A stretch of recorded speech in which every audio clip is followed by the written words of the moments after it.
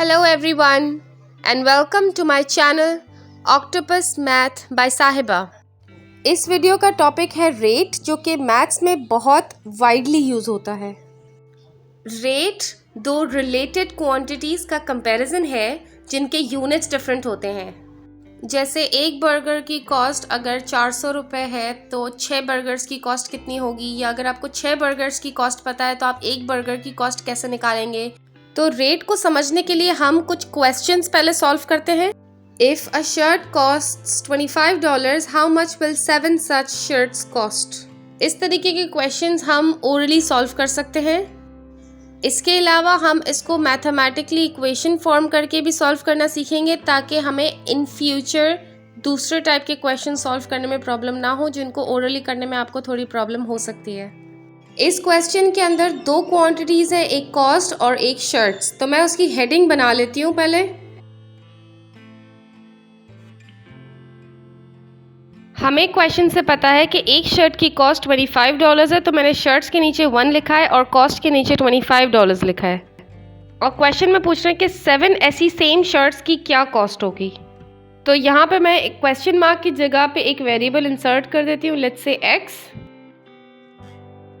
इनका रिलेशनशिप देखिए कि जितने ज़्यादा शर्ट्स आप लेंगे उतने ज़्यादा कॉस्ट आपको देनी पड़ेगी। तो ऐसे रिलेशनशिप्स डायरेक्ट प्रोपोर्शन के रिलेशनशिप्स कहलाते हैं, और डायरेक्ट प्रोपोर्शन में हम क्रॉस मल्टीप्लिकेशन करते हैं। यानी 25 7 से मल्टीप्लाई हो जाएगा और 1 x के साथ। तो इसकी इक्वेशन ऐसे बनेगी कि 25 टाइम्स 7 इक्वल्स x टाइम्स 1, और x की वैल्यू आ जाएगी 175, और यूनिट इसका डॉलर्स होगा बिकॉज x हमारे पास कॉस्ट थी। ये क्वेश्चन आप मेंटल मैथ से भी सॉल्व कर सकते हैं, लेकिन मेरा मकसद इस मेथड को सिखाने का ये है कि इन फ्यूचर कुछ ऐसे क्वेश्चंस आएंगे जिन्हें मेंटली सॉल्व करने में शायद आपको प्रॉब्लम हो सकती है, तो ये इक्वेशन फॉर्मेशन आपको क्विकली आंसर दे देगा। दूसरा क्वेश्चन देखते हैं। If the cost of 15 bars of chocolate is $270, what will be the cost of 1 bar of chocolate? यहाँ पे भी दो क्वांटिटीज़ हैं, एक है बार्स ऑफ चॉकलेट और दूसरा है कॉस्ट। तो इन दो क्वांटिटीज़ की हेडिंग डाल देते हैं। एक बार्स मैं लिख देती हूँ यहाँ पे, और यहाँ पे मैंने लिख दिया इसकी कॉस्ट। क्वेश्चन में दिया हुआ है 15 बार्स की कॉस्ट है $270। यहाँ पे हम यूनिटरी मेथड यूज़ करेंगे। यूनिटरी मेथड का मतलब है कि आप यहाँ पर किसी एक चीज़ की वैल्यू निकालना चाहते हैं, और सवाल में यही पूछ रहे हैं कि एक बार ऑफ चॉकलेट की कॉस्ट क्या पड़ेगी। तो 15 को 1 में कन्वर्ट करने के लिए मुझे 15 को डिवाइड बाय 15 करना पड़ेगा। तो जो काम मैं लेफ़्ट साइड पे करती हूँ वही सेम काम हम राइट साइड पे भी करेंगे, ताकि इक्वेशन बैलेंस्ड रहे। तो 15 divided by 15 is 1 and 270 divided by 15 is 18। तो एक बार आपका $18 का होगा। इसी चीज़ को हम अपने रेट के क्रॉस मल्टीप्लिकेशन वाले मेथड से देखते हैं कि एक बार ऑफ चॉकलेट कितने की पड़ेगी। यहाँ पे मैं अननोन को एक वेरिएबल असाइन कर देती हूँ x। इनका रिलेशनशिप देखें कि जितनी ज़्यादा आप चॉकलेट खरीदेंगे उतने ज़्यादा आपको पैसे पे करने पड़ेंगे।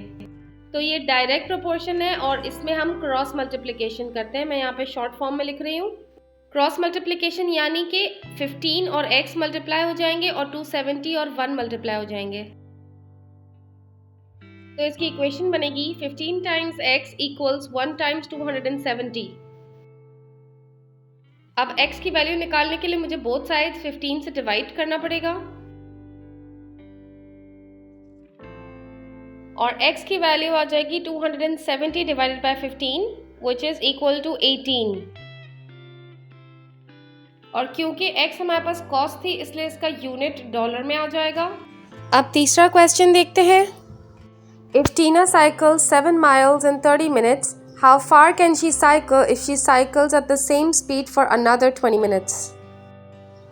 इस क्वेश्चन में जो दो चीज़ों की बात हो रही है वो है माइल्स और टाइम, तो मैं उसकी हेडिंग बना देती हूँ। क्वेश्चन में इंफॉर्मेशन दी हुई है कि 7 माइल्स को कवर करने के लिए 30 मिनट्स रिक्वायर्ड है।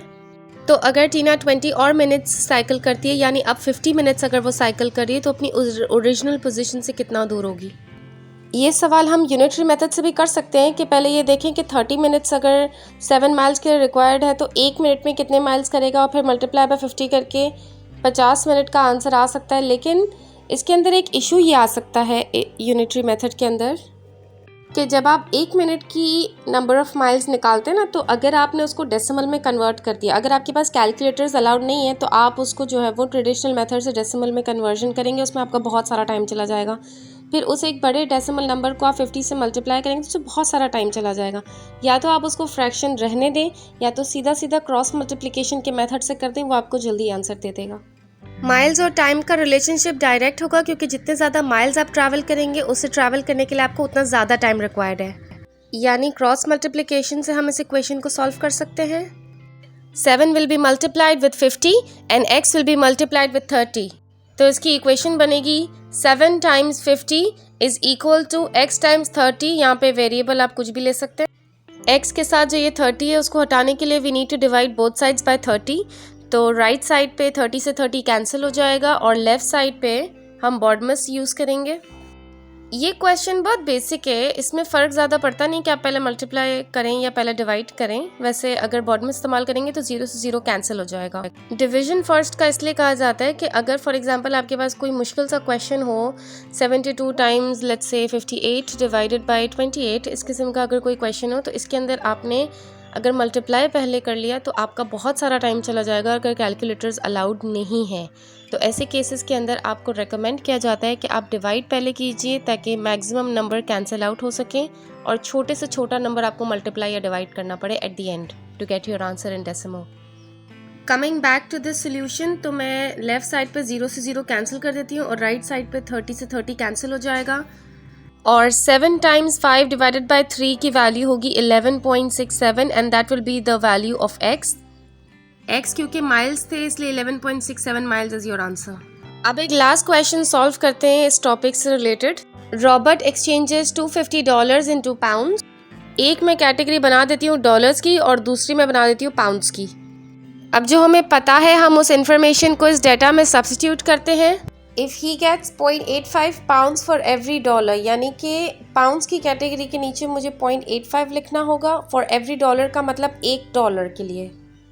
पता ये करना है कि $250 के लिए उसको कितने पाउंड्स मिलेंगे। तो डॉलर के नीचे $250 को मैं डॉलर की कैटेगरी में लिखूंगी और क्योंकि पाउंड्स अननोन है इसलिए मैं उसको x कह दूँ।